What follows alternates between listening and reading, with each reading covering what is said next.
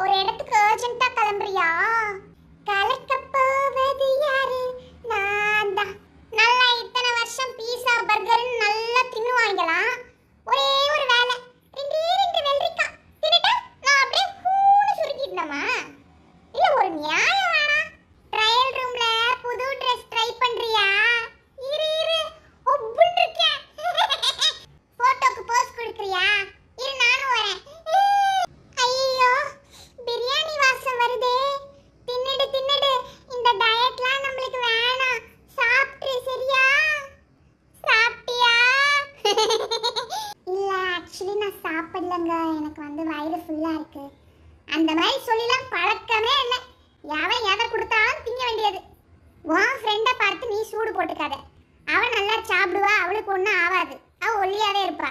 நீ வந்து பீஸா அப்படின்னு நினைச்சாலே நீ குண்டாயிடுவ.